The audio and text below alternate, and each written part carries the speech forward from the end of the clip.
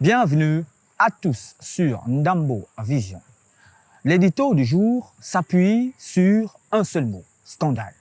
Alors le monde du football gabonais est tagué aujourd'hui de ce que beaucoup peuvent appeler le plus gros scandale de pédophilie dans le monde du football. Mais avant d'épiloguer sur cet aspect, allons en arrière pour relever une série de scandales proportionnels à celui-ci.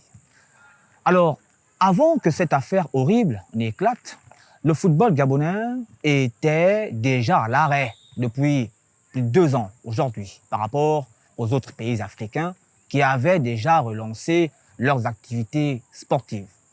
Scandale. Scandale aussi quand les infrastructures issues de la Coupe d'Afrique des Nations 2017 organisée au Gabon sont devenues aujourd'hui des territoires d'animaux sauvages et féroces au grand désarroi des passionnés du football gabonais et de leur population. Scandale. Scandale encore quand les joueurs locaux ne sont toujours pas payés depuis plus de 2 ans aujourd'hui et sont tous réduits à la mendicité et donc à la misère. Scandale. Et comme si cela ne suffisait pas, la cerise sur le gâteau, le phénomène de la pédophilie explose. Scandale. Pour rappel, Patrick Assoumouei est vu comme le bourreau des jeunes joueurs gabonais qui, malheureusement, ont vu leur carrière s'effriter pour avoir subi des atrocités, disons, malveillantes.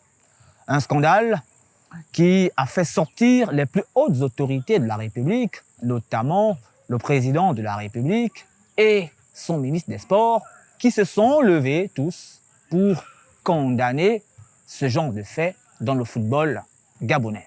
Une pratique d'ailleurs qu'ils condamnent avec fermeté. Mais lèvons un peu l'équivoque.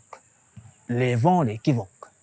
Les Gabonais, tous d'ailleurs, savent que cette pratique existe depuis plusieurs décennies. Mais hélas, elle a toujours été, disons, enveilleuse. Il a fallu que la presse internationale fasse passer ce qui était jusqu'à maintenant officieux pour devenir désormais officiel, c'est-à-dire une information à la portée de tout le monde. Alors, l'on peut se poser par rapport à cela plusieurs questions.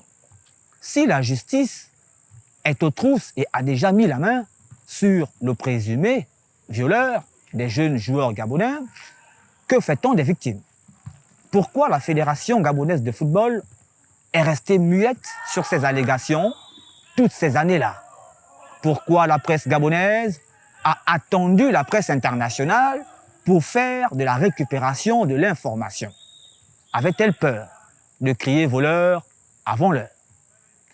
Autant de questions qui interpellent quand même la conscience collective de tous les Gabonais sur cette question assez sensible.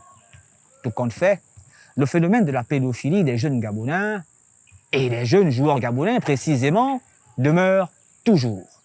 Et les autorités de la République sont appelées à faire de la lumière pour sauver l'image du football gabonais afin de lui redonner son blason des années précédentes, notamment les années 70, 80 et 90, pour que nous retrouvions nos lettres de noblesse. Comprenne qui pourra. En bon entendeur, salut!